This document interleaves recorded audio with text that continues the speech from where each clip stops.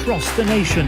By the end of 2019, 5G networks will be live in more than 20 cities and towns.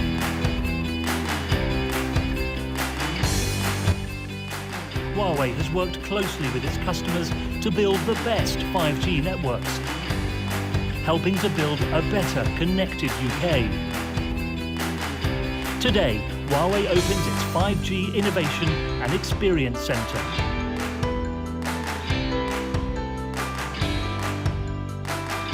"5G is fast. 5G is safe and green. 5G is changing the way we see, sense and interact with the world. Powered by 5G, you can enjoy 8K movies for an unmatched viewing experience. Play games anywhere using any device. Share a stage with your favourite stars and sing along with them side by side. VR technology will give you the thrill of the unexpected.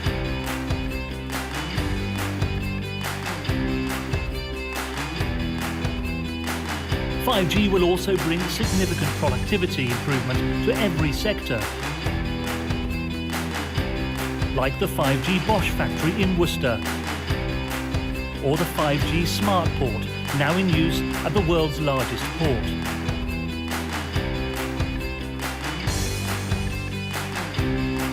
"5G can help to transform people's lives. We believe in tech for all and tech for good.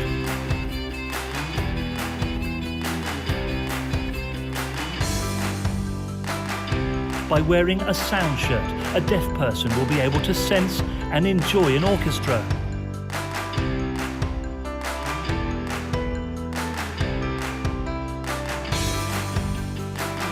There is no limit to the potential of these applications to deliver an intelligent world.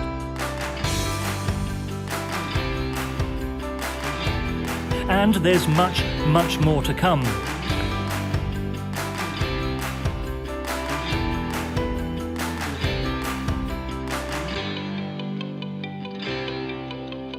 As 5G gears up, the future is now. 5G is on.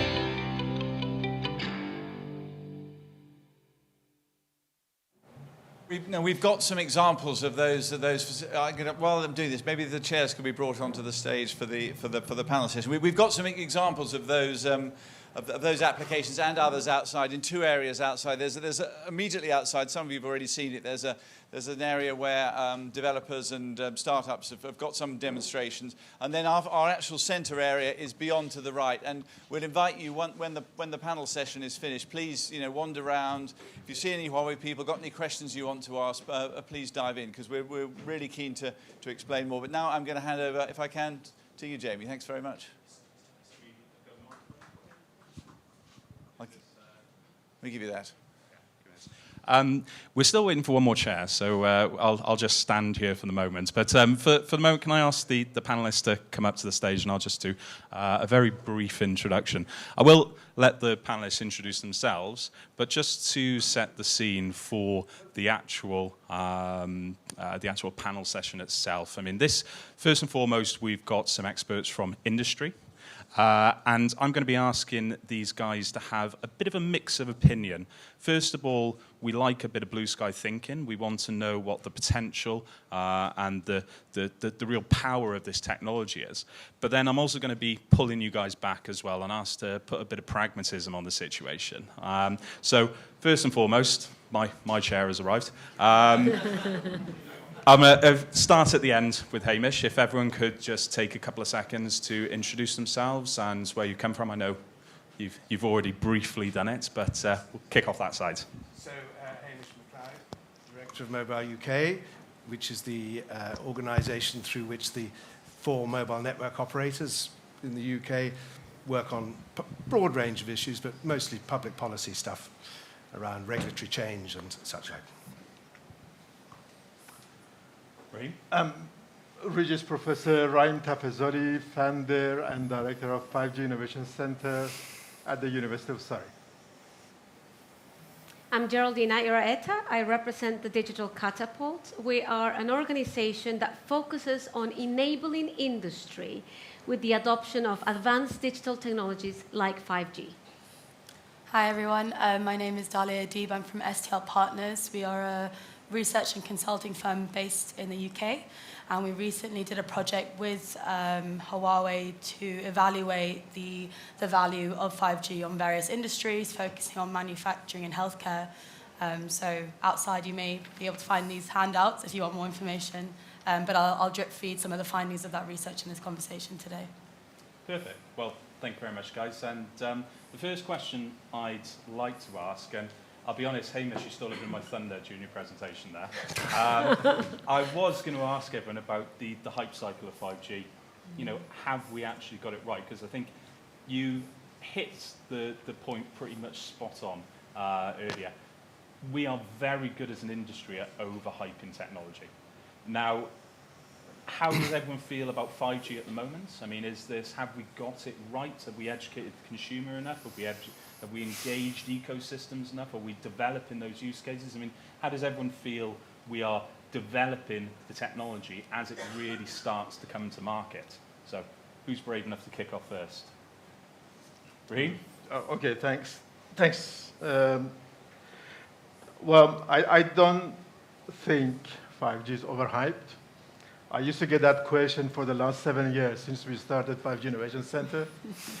And the more we go through the standards, release 15, release 16, release 17 is supposed to come, and very soon, within the next 18 months, we see that more aspects of 5G technology is going to be standardized as we originally envisioned in 2012, 2013. So 5G, as Hamish said, every generation we say it is overhyped. 3G came and said, look at the applications, smartphone managed, 3G managed to show some aspects and capability of the smartphones until 4G came, that we saw the full capability of the smartphones. So what 5G is enabling is a fabric of connectivity, which supports high bandwidth, low latency, and massive connectivity. And we thought that these are the common features across many, many use cases. I think initially we did 2015, not only us, but also ETSI, European Telecom Standard Institute, as well as 3GP. Look at more than 15 different applications, not only for mobile broadband, but also other industrial ones. And we said these three factors, which we never designed a network for low latency. We never designed a network for mass connectivity. It will embrace and cover many, many different applications. So what we see now is being deployed by all the UK operators in UK, as well as other countries. Probably we see only maximum, if I'm generous, say about 30% of what 5G can do. The other 70%, which is a game changer, it is beyond mobile broadband. It's for Industry 4.0, for gaming, for health, for connected vehicles, connected motorways, and etc. That is a game changer. And that process of the standard is ongoing very fast. As Bob said, the speed of development of the standards is so fast. And we will see next 3-4 years the big changes that 5G is going to bring. And I think everything we promised 6-7 years ago is happening. I guess one thing you've really got to, and the Geraldina and Hamish, I'm going to look to you two particularly for this question, is you can get all of that with the technology, but without the supporting ecosystem to drive through that last 70%, you know, that's where perhaps the overhype comes from. So from a telco perspective, and then from obviously the work you do in the digital catapult, and then Dalia, the research that you've done with Huawei. I mean, how is the ecosystem developing? Is that a barrier, or are we getting there? I think the ecosystem is the start of the journey. because how Rahim was talking about is that 17%. Of course, the consumer adoption of 5G is going to happen, and it's happening now.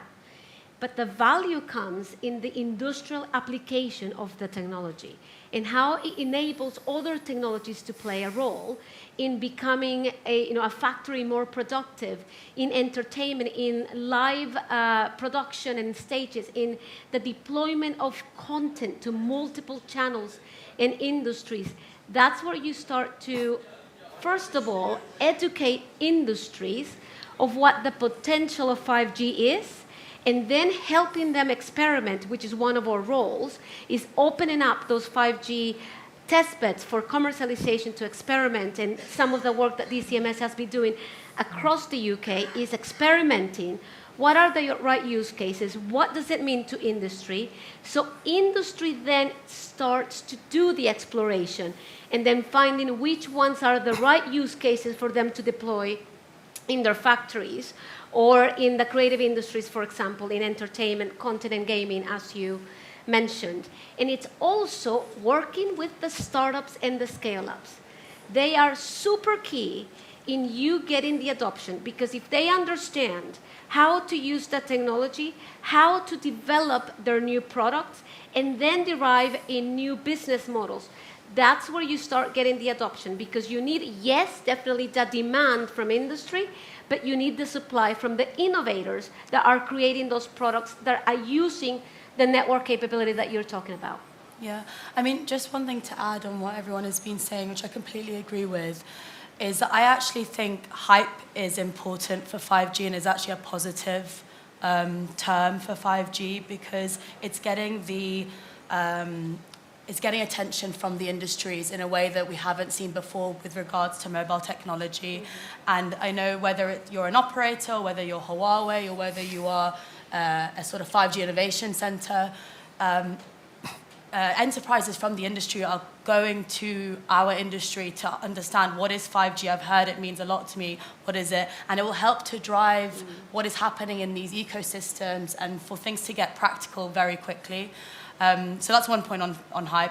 I think the second thing that we haven't really addressed is that the 5G hype cycle may be a kind of bumpy one, because probably unlike previous generations, 5G and how it's built and how it will rest on virtualized platforms means that it's going to be a continuously iterative and sort of continuously evolving technology. And so, now we are kind of in the enhanced mobile broadband wave of 5G, although it's getting traction around latency and some of these other capabilities. But we'll probably see another wave of 5G hype once these new capabilities come in and, as I said, continuously evolve in the future. I mean, that's quite an interesting point in when you're actually talking about enhanced mobile broadband and latency. Now, I mean, Hamish, I'm going to kick this across to you as a representative of the MNOs. I mean, be pragmatic. What services can be delivered over the next, let's say, 2 to 3 years? And when you're talking about latency, obviously Release 16 is a big thing that's coming up on the horizon of the next, well, it's supposed to be 3 months. Let's be realistic. It's probably 9 to 12 months. Now, what can be delivered now, and what is Blue Sky thinking over the next 7 to 10 years? Well, I know you're following up with operator panels, so I'm going to duck that question because I think it really is up to them to speak for themselves on that particular point and how much they're prepared to reveal at this point. But I would like to pick up on the hype thing. I think I agree with that. I think you need to have that sense of excitement. There are some unhelpful aspects, I have to say. I mean, the number of people out there in the general public say we're going to have transmitters every 15 yards and this sort of thing. That's sort of unhelpful and doesn't bear any relationship to how the operators are currently building their networks, which essentially is an enhancement of the macro network with infill for very high capacity areas. So that's sort of an unhelpful thing. But I think the creating that sense of excitement is important. I think there are sectors that are under huge pressure to change. So if we take automotive and the pressures of climate change and what have you, and this movement from buy cars and own cars to mobility as a service. That's a great change which will be very good for our productivity, but also based on wireless connectivity. Healthcare is another sector that is under huge pressure to change. All these new medicines and what have you coming available, very, very hard to afford. So the focus has to change much more towards preventative, and the government has strongly signalled the move to the preventative medicine, and they have a lot of skin in the game to invest in preventative stuff. So there's plenty of money there, at this point, to generate the volume and the application. So those are two sectors I'm particularly optimistic about. So I'll open this up to all four as well, actually, because again, you bring up an interesting point about some industries needing to change. Now, there's some verticals and some industries which are really aggressively looking to adopt 5G and new communications technologies. But are they the ones that need it the most? You talk about healthcare. Let's be completely honest, forcing any change in the UK healthcare system has failed countless times and probably will fail a couple more times until we actually get it right. Are the verticals that are in need of this change, are they the ones that are driving towards it? Who wants to? Yeah, I think there's been a huge amount of market studies been done, health, gaming, manufacturing, and etc. I can't remember all of them. And they say that how much it would reduce the cost of the operation if they adopt 5G or 4G or combination of both. It's not only just 5G. And how much they would increase the productivity, how much they will reduce the cost of operation, and etc. So I think there's a huge amount of studies being done. But we say that if they adopt it, if they adopt it, I think the if is a big word here. Many industry, verticals, non-telecom industry, they don't know what is the capability 5G offers. So when Huawei set up the skills and training center in Birmingham, free of charge, so to train people to say, what is 5G? What is a 5G capability? I would encourage most of the non-telecom industry to go there, to send their people there, to be trained, to say what 5G means. And one good thing that UK government, DCMS, is doing through the 5G testbed and trial is getting the non-telecom industry and telecom industry to work with each other to understand and have a common vocabulary, understand each other. Hopefully that would establish a trust and establish the capability of what 5G can do, and everybody can go back to their own industry and work at what is the benefit of adopting 5G in their own networks. You mentioned that MNOs, if they're ready, whatever it is, I tell you this, that it's not going to be just MNOs. I know all the MNOs are here in UK. We are going to have an explosion of newcomers. It's going to be lots of people, lots of organizations will have their own private networks. And it is not only just MNOs. MNOs can provide private networks from their public network, or we are going to see lots of industry will adopt their own private network. So, and 5G, we're talking about the ecosystem, is the first mobile telecom network, which is more open to ecosystem. You can ask for some SLA from operator A and say, I want my vehicles to be connected by BMW, Toyota, or whatever it is. They just specify one SLA. And then the network automatically spin up the slices to provide that service. So 5G will be more open than 4G and 3G and previous generation system, but in a controlled manner. So it will be open to ecosystem. And that yet to come. So Geraldina, you're obviously working very, very sort of intensely with these new ecosystems and the startups that are potentially going to offer these new services. I mean, what are the real barriers and the worries that, you know, to deliver some of these services that Raheem is talking about there? I mean, from a, you know, feet on the ground working with these guys, what are these new companies saying to you that are the biggest barriers to entry for 5G and the digital ecosystem?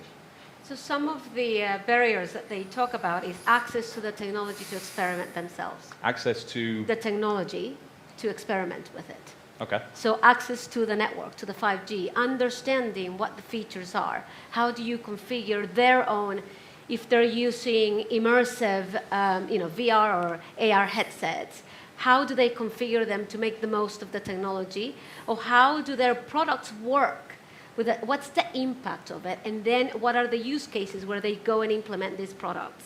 So that's, some of the impact that comes from the DCMS work, as well as the work that we're doing in opening up these test beds to these innovators so they can go and experiment. But it's not only that, it's educating them. So some of the work that Huawei is doing on the education piece about what does 5G enable.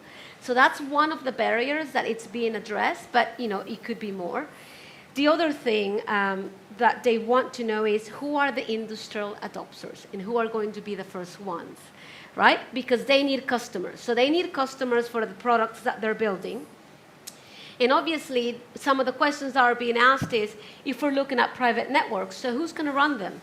Is it going to be the mobile operators who are going to be providing them? Is it going to be new entrants coming in? The cake is going to be a bigger, right? So there's going to be more slices that are going to be spread across industries. Are the industrial companies going to be incentivized to have some of their spectrum so they go and run their own private networks? Question mark, question mark, question mark. So these are some of the questions that they're asking. Some of them are challenges, and some of them are at the same time are opportunities. Because there are, the 5G technology enables new business models, new products, and the technologies that we already know around AI and immersive and blockchain to make a real impact in industry. So it's all those things that, we're trying to get an ecosystem to work it out.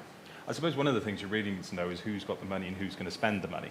So, and then obviously that ties into a lot of the research that you guys do. Yeah, I was going to say, I think you hinted at it, Geraldine.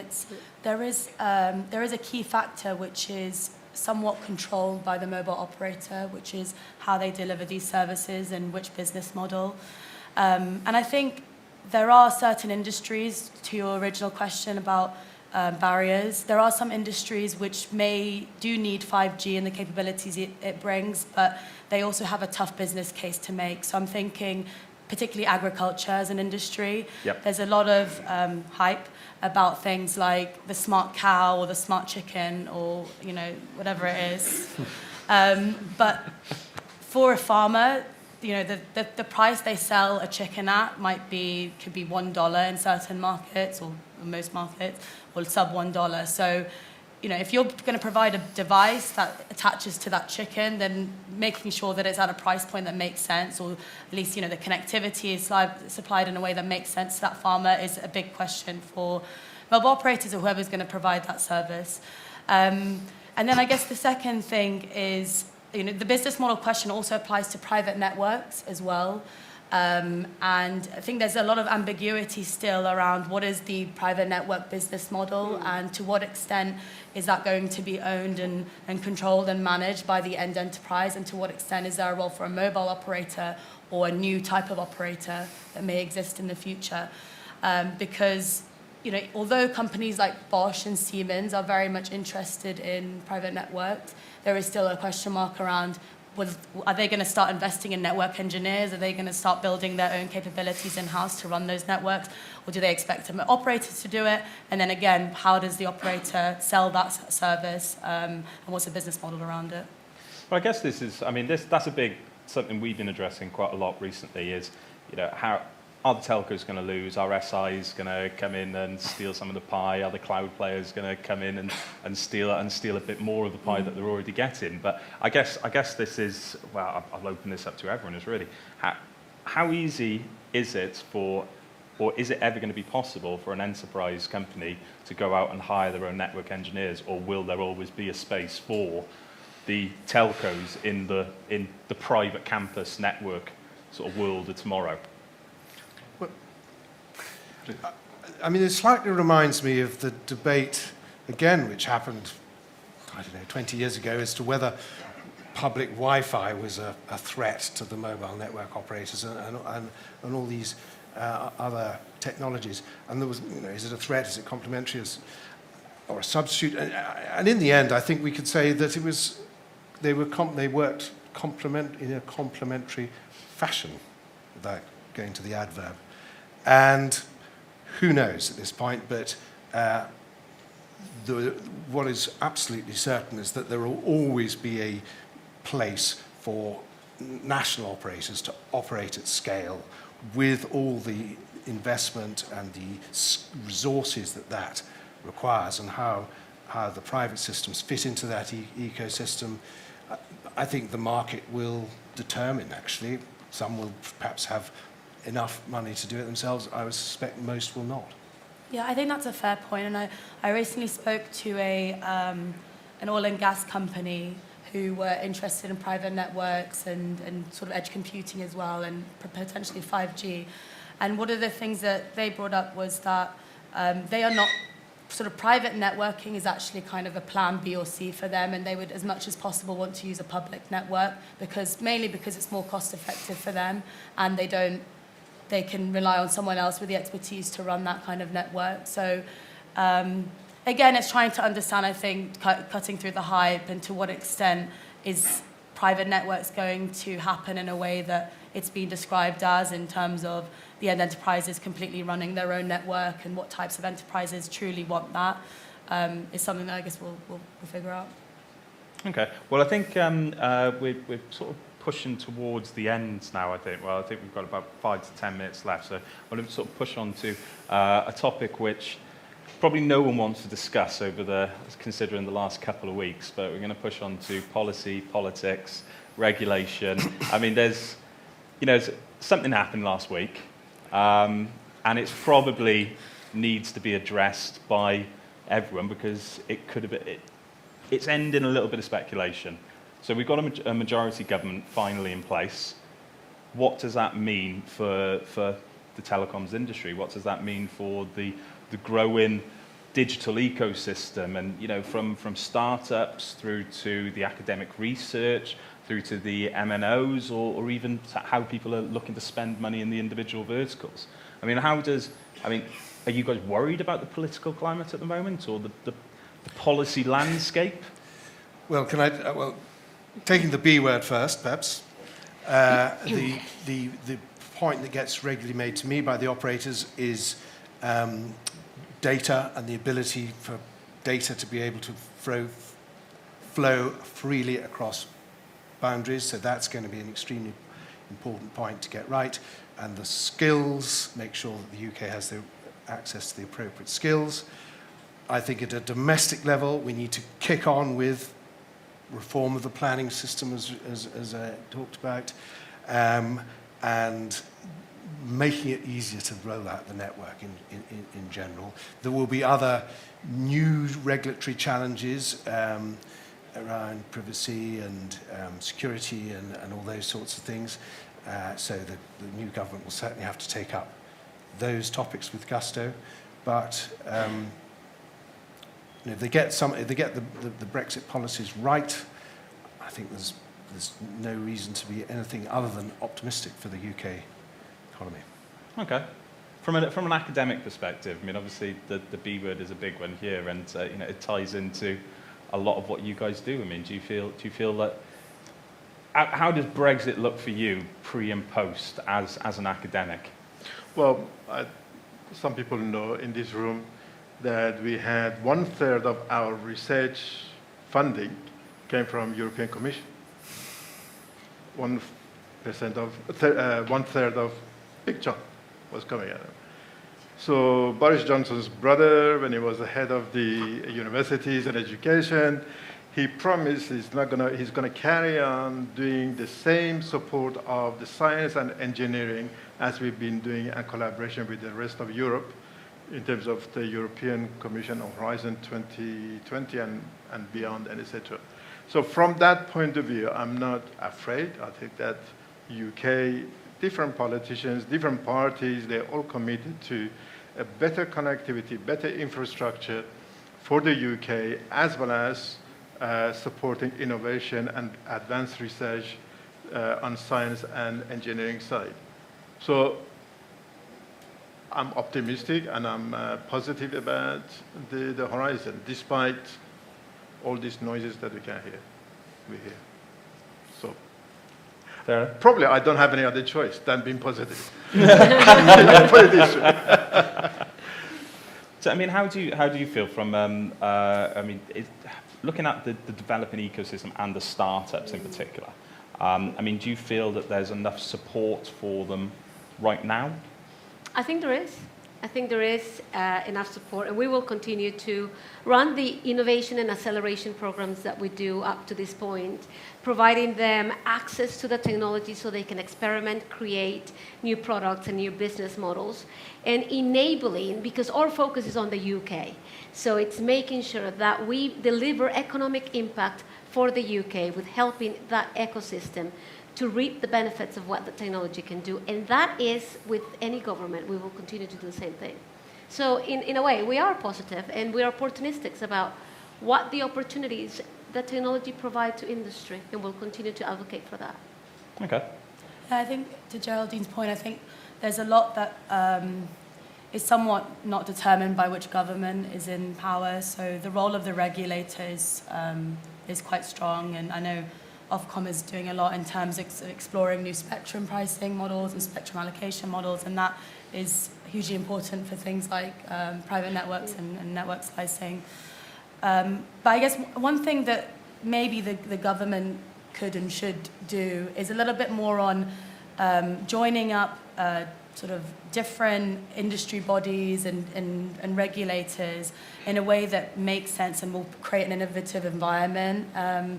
And so what I mean by that is that it's all good to look at the regulation in the telecom sector and provide a way to accelerate 5G rollout, whatever it might be.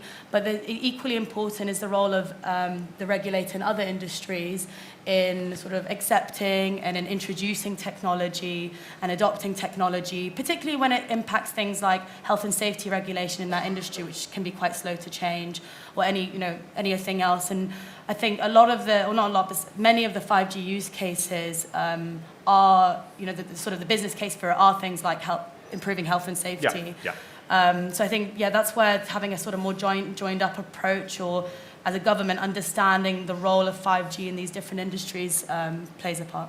So I just want to, one final question before we're going to sort of finish up, and then we're going to have a very, very, very quick coffee break. Be very, very pragmatic with this answer now. Where is the money in the next 2 or 3 years? What are the use cases which are genuinely an opportunity? Not talking about not autonomous vehicles here. We're not talking about the tired, very, very, very tired use case of robotic surgery. We want you to be sort of pragmatic. So where's the money? I think it's in the creative industries. It's entertainment, it's content, it's broadcasting. I think that's where it's going to be immediate. And then later on, you will see manufacturing. That's my take. Yeah.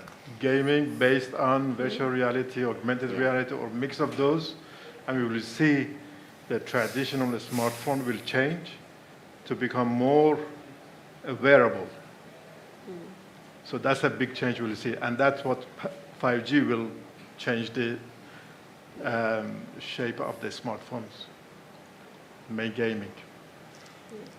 Hamish?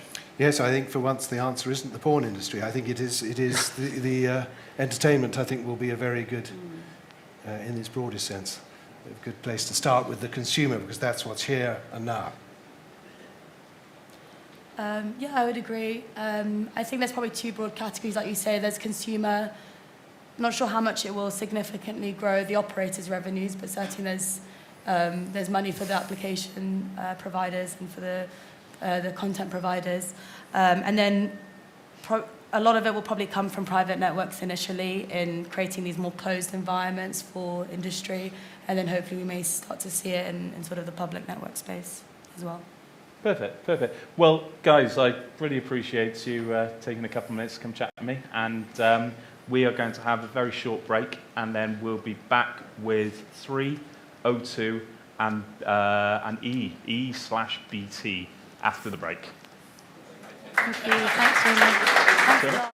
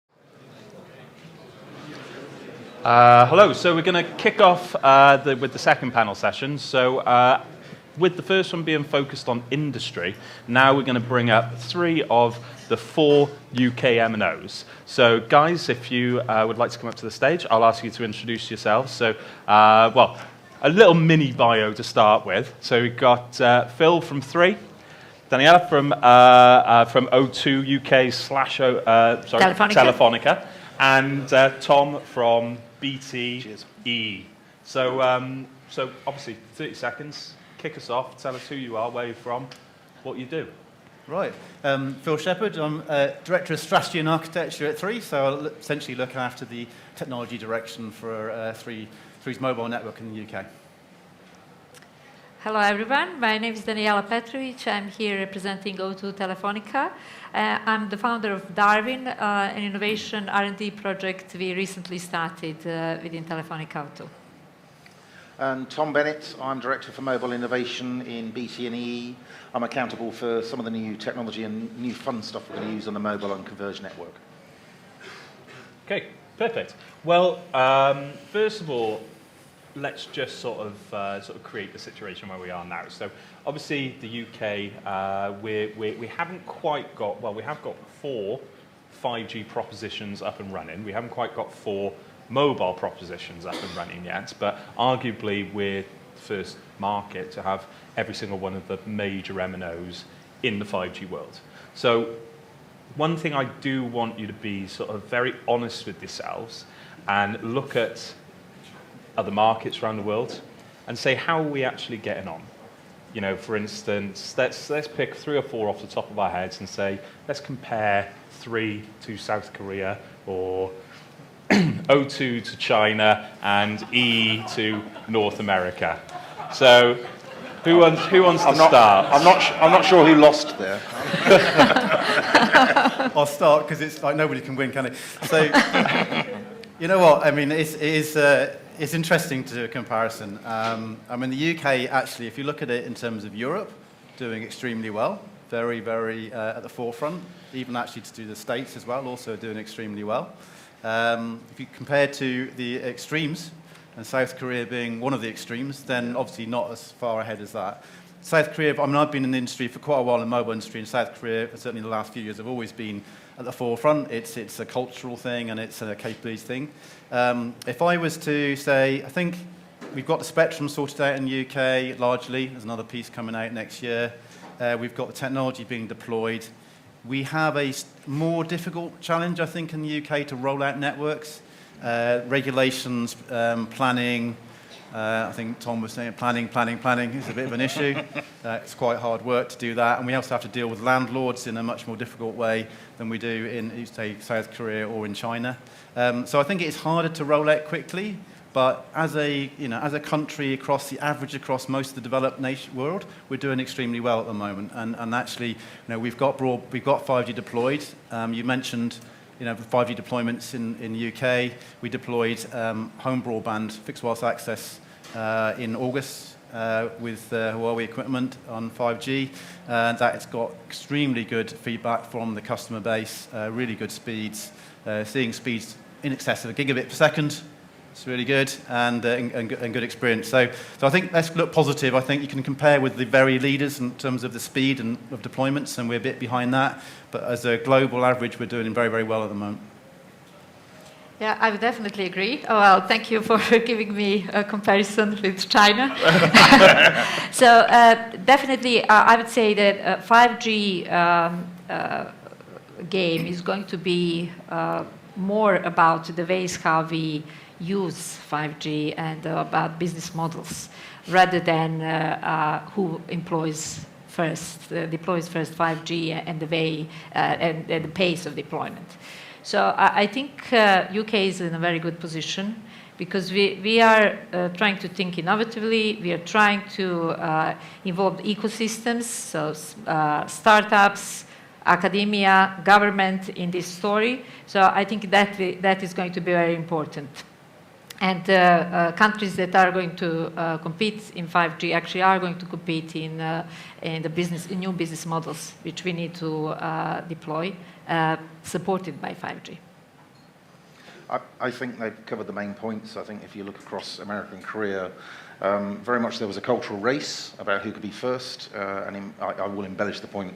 The Korean government downwards absolutely applied the pressure to all the operators in the ecosystem to make sure they were first, and we saw that across everything, including the planning with the landlords, the rather more mundane part of our industry we don't talk about too much, but actually is key to the way in which we roll out.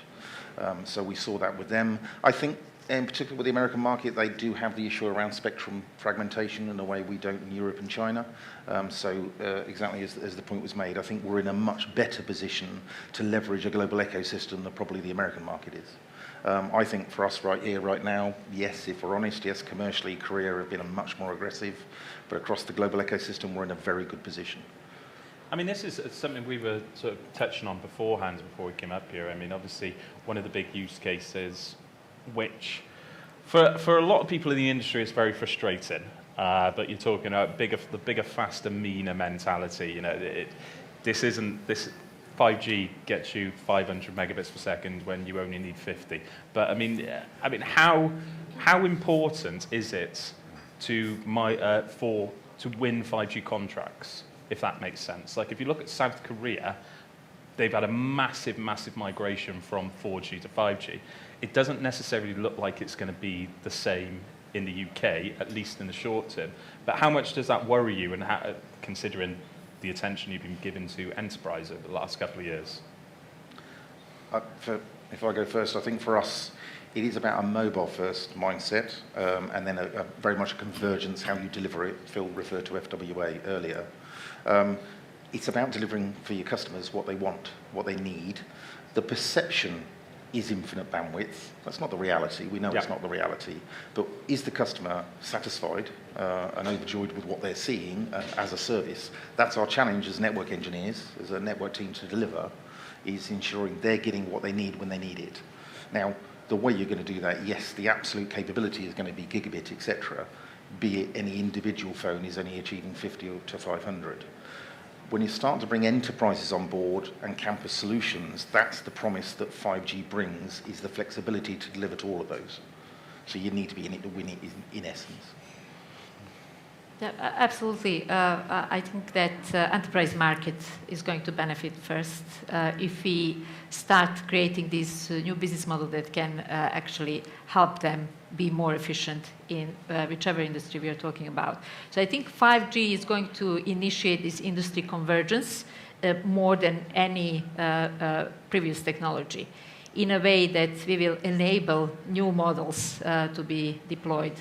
So if we, in latest project that we started in Harvard campus, we are talking about automotive industry, connected autonomous vehicles run by not only 5G, but satellite industry. So we started to think about convergence and how actually we can create ubiquitous services where we don't rely only on 5G coverage, but we cover the areas of non-coverage with the satellite industry.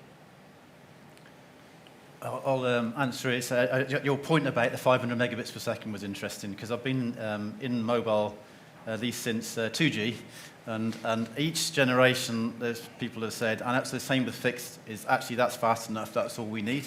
And then the next generation then comes along and you go, actually it wasn't fast enough, we need something more. So there is an insatiable desire, even if you're just talking about the mobile first, as Tom was saying, that you need to do more speed and more capacity in there. I think also then new applications develop because you've got that capacity there, and you've got, particularly on 5G, a low latency service as well, which is something new, and that will be interesting to see what that develops and what that gives you. And then on top of that, then because you've got the capacity and the speed and the low latency, you've got new markets available. So I mentioned the fixed wireless access. That was it's now sort of giving speeds that are comparable with the combined fibre copper sort of networks that are out there. It will be interesting to see what other things develop. The game stuff is certainly enabled by it as an interesting item, and I do think there are some industries now, like factories, etc., and private networks that will also be enabled by the capability here. So this is, I mean, you can't really talk about 5G without actually talking about the enterprise applications anymore, and realistically, it's dominating the conversation. So I'd like to ask this question to you, and it might be a tricky one to answer, but which verticals want 5G? Which are the ones that are engaged and need the most? And which are the verticals which actually need it? And how much crossover is there between those two answers? So definitely the verticals we can see that are very much involved already are automotive, mining, and retail. So these three verticals are already thinking of the innovative ways how they can actually deploy 5G. There are obviously other verticals we want to inspire with working with these three verticals, like healthcare. So what are the next steps that we can do? But certainly by creating ecosystems around 5G technology and other convergent industries, we can hopefully inspire other industry verticals. We will create new industry verticals. Because if, in an example of connected autonomous vehicles, if we have 5G and satellite communication and connected autonomous vehicles in one ecosystem, and universities building new innovative business models, and government with various regulatory bodies, we already have a complex ecosystem which is building new industry vertical. If the use case is connected autonomous vehicles, then we are building a new automotive industry vertical. If the customer is mining industry customer, we are building a new mining vertical. So hopefully when we create these verticals with the industries that are already interested, we will inspire others as well. I think if we answer the question as connectivity, we tend to get carried away with 5G, but the point is connectivity. Yeah. For instance, for me, some of the work I do, the health service and the ambulance service in particular are very aggressive in the use of real-time data. For them, analysing and getting the right prognosis for a patient within seconds can improve the survivability for that patient. So they're incredibly aggressive and very innovative in their adoptive use of new technology. Why? Because it absolutely pays through. Through to exactly as the point you're saying, which is some of the other industries are very heavily regulated for the right reasons. So we as a network and mobile industry have to learn the new cultures and work with them on the new regulations. If I take British Nuclear Fuels, a perfect example for private networks, but let's be frank, they have a bunch of regulations that we all have to be really clear about. So they're going to be very slow on that adoption curve by comparison. I think for us as an industry, that is the challenge. We're looking at a whole bunch of both our own ecosystem and then a series of new ecosystems we're going to need to partner with and work and collaborate with. I mean, Phil, because I know that one of the reasons, and I'm not going to say it's the entire reason, but one of the reasons that Three acquired UK Broadband a few years ago was to do with Spectrum and their private network business. Yeah. So are you seeing the same sort of challenges that Tom, or the opportunities that Tom brought up there? Is that maybe it is these highly regulated industries where there might be the greatest opportunity if you can nail it? I was going to answer it in this way. There's sort of building on what Tom said. There's industries that just want better connectivity, and I don't think they particularly care that it's 5G or 4G or whatever, as long as it's sufficient for what they want. So I think health at the moment is actually you just want good, reliable connectivity, and there's a lot more you can do. Yeah. I don't think, as you say, the remote surgery stuff is a long way off, and personally, I'm not sure I quite want to do it at the moment. But there are some industry verticals that actually need 5G, and there's two examples. One is gaming. If you want streamed gaming, you need the speed, and you also need low latency. And particularly when you're doing augmented or virtual reality, latency stops you feeling ill. And another industry is things like highly reliable communications in a factory-type environment. If it's not low latency, you can't have the safety systems that do it. So there's some that definitely need 5G, others that just benefit from the continued growth and speed that you get from 5G as a mobile connectivity. Okay, and so moving on from that sort of area, but staying pretty much exactly the same place. Looking at the actual services that you can offer, I'm going to ask. I asked the previous panel to do this, to be pragmatic and blue sky thinking. So, be realistic. In the next 2 to 3 years, what can you actually bring to market, and what's the really exciting stuff that will be enabled within like 7 to 10 years? I'm going to go with the old the phrase everybody uses. We always overestimate what we can do in 2 years and underestimate what we can do in 10.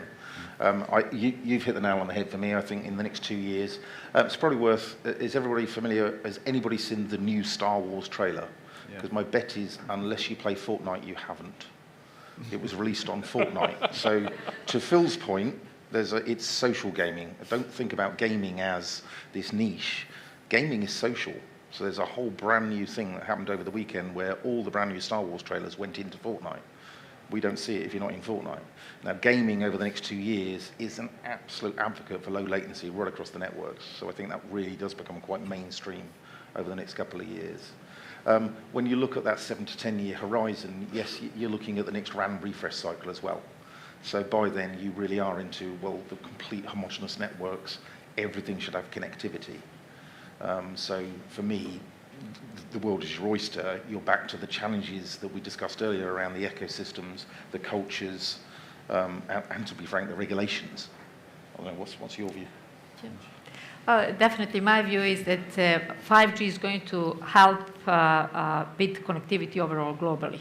So there is a big project in Peru, Telefonica project called Internet para Todos, Internet for Everyone, which is actually helping connect the unconnected.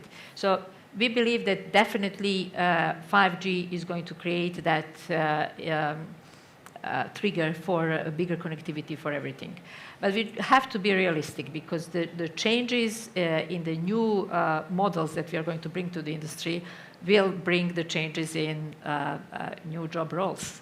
So if we have autonomous vehicles on our streets, we will have to have a role of safety driver sitting in that autonomous vehicle in order for regulators to approve that autonomous vehicle to be on the street. So we have to think now how we prepare this industry completely. It's not all about technology. Of course, technology is the enabler, but we have to think about all other things that are coming into play, like regulations, like new job descriptions, how we educate these new generations. Like we are talking about the gaming and improvement in gaming, but what that is going to bring. So does it mean that we will educate new generations through gaming? It might be an option. So we just have to think about all other elements that 5G is going to bring, not only connectivity. I mean, I'll fire this one across to Phil, first and foremost. You talk about developing new business models. I mean, obviously, the telcos have to do that as well. You know, you guys can't exist in the same way you did 5 years ago. I mean, how far along the journey are you in modernizing your own business so you can actually fit in coherently in the digital ecosystem? Yeah, so we've actually started a couple of years ago a complete transformation of our business, both technically and operating model-wise. So we've modernized going live with a completely virtualized core network, much expanded transmission network, and the RAN is being modernized at the moment. And together also our IT systems are going into the cloud and becoming very much more digital in terms of the flexibility. So we think that's necessary in order to compete, just to carry on competing.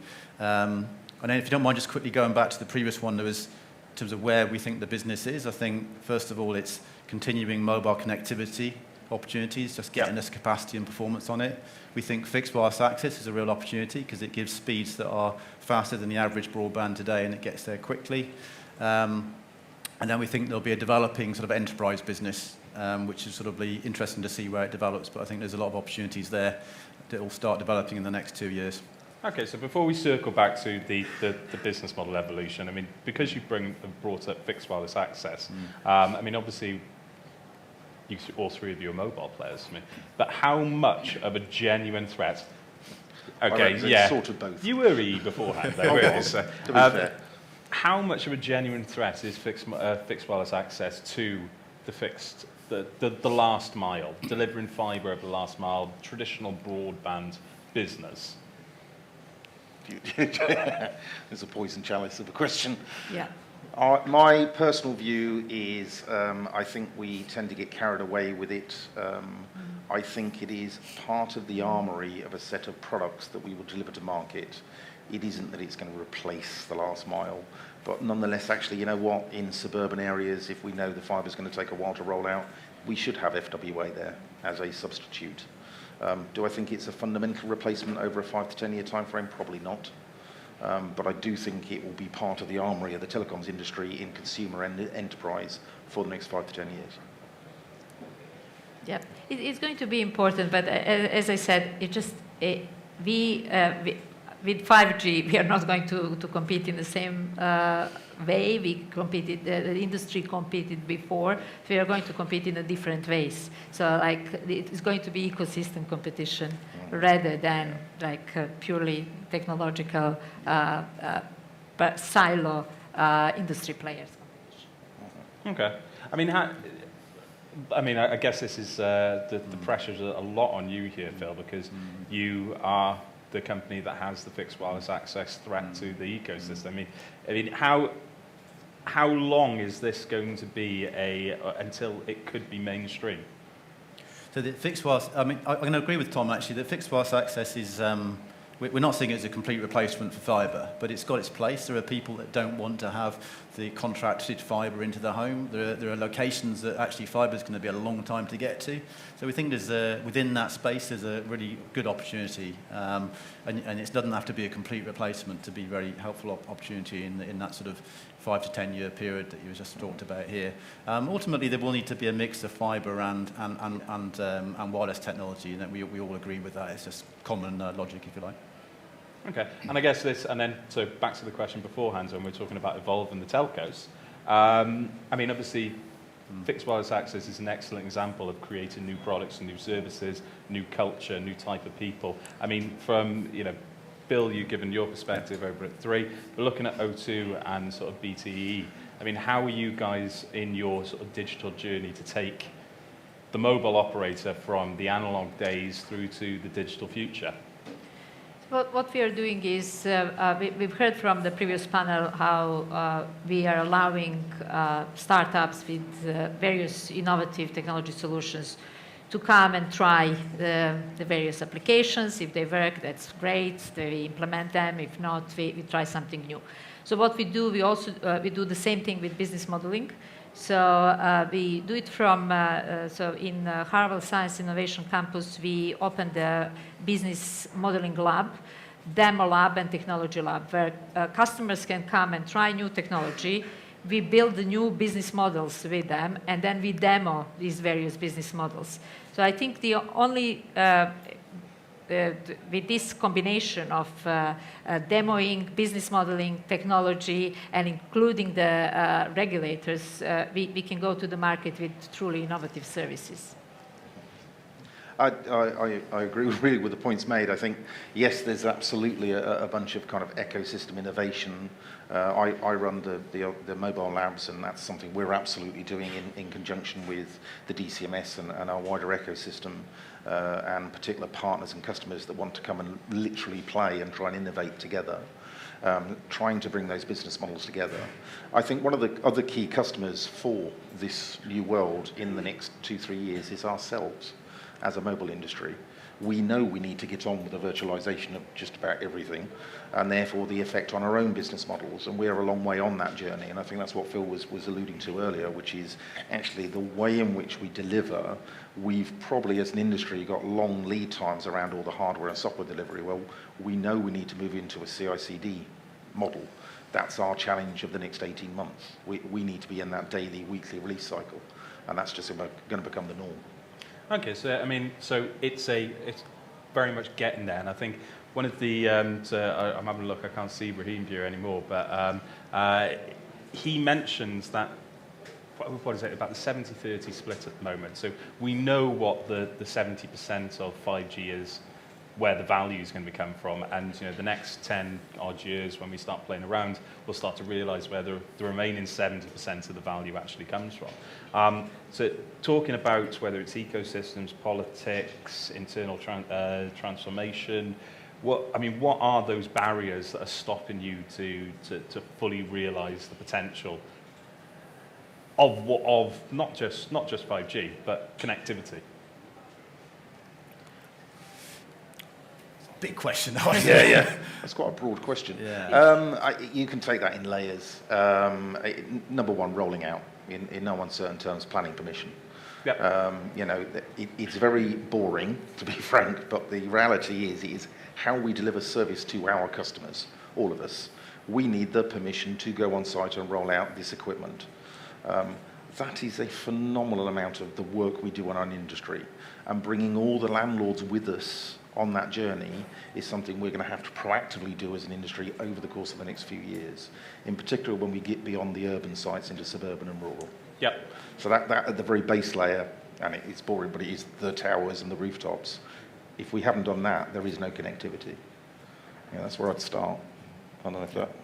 Yeah, I'll just add to that. I mean, we're in the middle at the moment of trying to implement a thing called ECC, Electronic Communication Code, which is trying to effectively lower the rental on sites. And if we need to put more and more capacity, we need to put more sites in over time, not immediately, as Hamish was saying, but we will be needing to put more in.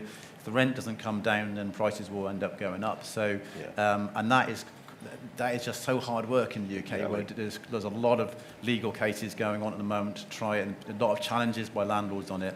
So if you add that on top of that sort of disputes going on at the same time as the planning permission issues that we have, and we're also getting close to the limits of how much spectrum and power you can deploy on some of the sites as well. So there's quite a few practical challenges which, to some of the examples of the countries you mentioned earlier, have not been such a problem. So we do need to get over those, and there's a whole barrier busting thing going on with government at the moment, which just needs to keep on really driving through to help us put 5G in more locations at the moment. And to add to that, also, I would like, for example, to see autonomous vehicles on the streets in the next 2 to 3 years, but it's not going to be possible to do that quickly, because we are learning. This is a learning process, learning curve for all of us. So obviously, telecom operators are providing connectivity, and there is a very good example that European Commission actually favored 5G connectivity of the vehicles over vehicle-to-vehicle communication. So what does it mean? That 5G is going to play a big central role in this type of services. But we need to think about security and safety aspects. This is, again, a learning curve for us. We need to be very careful about that, and that's something that we are looking at carefully now. So all of these new services and connectivity are going to be great, and we are looking forward to implement them, but we have to look at carefully of what they are bringing as a threat with them. So a lot of what you're saying there is around sort of bureaucracy, regulation, policy. I mean, how does the UK compare to? I mean, obviously you guys are UK-centric. That's your job. How does the UK compare to other countries, regulatory? Let's start with the countries that have the same sort of political stance as us first. How do we compare against the rest of the world? I'm not sure I could comment. I don't know the regulations of the rest of the world. I would say, for instance, Phil talked earlier about ICNIRP limits of non-ionising radiation. So we know that other countries, not in Western Europe at least, but other countries outside Western Europe, don't have those same limits. So that's a simple example of how it's much easier to roll out. I'm not sure I'd agree with that one particularly, personally. But it's an example. What I would say is you also see a lot more proactivity from the landlord estate with the government pressure. To be fair, in the UK, and I can't believe I'm saying the words, the DCMS is very proactive on this. There is a barrier-busting task force. They have been very proactive at working with industry and trying to bring industry and the landlords and the local governments, because there's very many tiers to the local governments, together on how we tackle this. And that's something that Hamish is working on behalf of all of us as an industry. I would because we had projects started with European Space Agency, it's very easy for me to compare UK Space Agency with 22 other countries which are members of European Space Agency. And I must say, there is, just figures will clearly tell the story that out of 1.2 billion budget for telecom industry, in Europe, 400 million is actually coming from UK Space Agency. So there is a huge support from UK government in this sector. So especially in convergence of 5G and satellite industry. So there is a big implementation of 5G satellite convergence, and I would say there's a huge support. And obviously there are various catapults, like we've heard from Digital Catapult, there is a satellite catapult, and so on. So there are other government agencies that are actually helping building these ecosystems. Probably might add much more, but I mean, it is a balance between open season for us to be able to do whatever we want, which some countries have basically said that's the most important thing, you do that. And there's that balance between public policy on whether the people want that and they want an unlimited planning sort of permission. So there's always that balance. We think we need to shift it a little bit more because it is slowing down the industry deployment, but obviously it needs to be balanced with what the public want and in terms of planning and the like.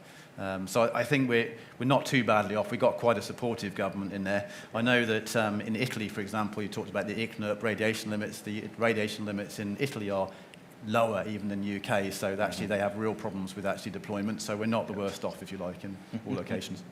So do you think, just a quick final question then, do you think the government, the regulator, is striking the right balance at the moment?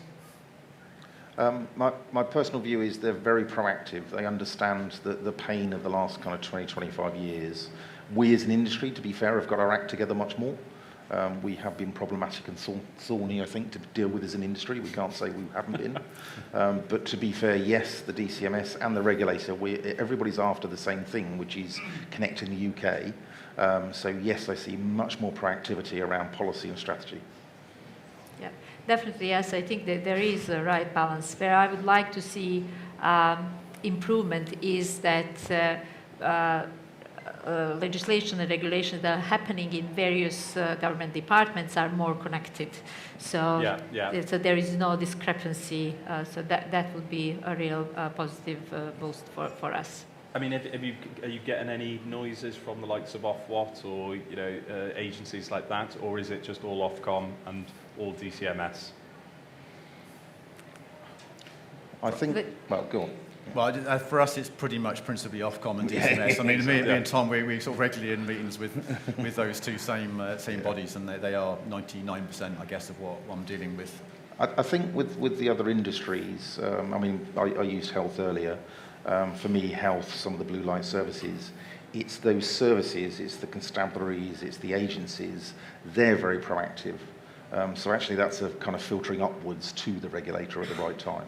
But and I think you both talked about what they're after is reliability of communication. Now we know we can do that with 5G. Yep. So it's bringing them on that journey. Okay, perfect. Well, guys, I'm going to wrap it up there. I really appreciate you spending a couple of minutes. And just a little bit of a tidbit before we actually leave. This is more for people streaming and watching it online. This entire event was live streamed over 5G. So I checked with the producer earlier, and apparently it's been tip-top, so right. I can actually say it. So, so congratulations, and thank you very much for joining me. Thank you. Thank you. Cheers. Thank you. Cheers.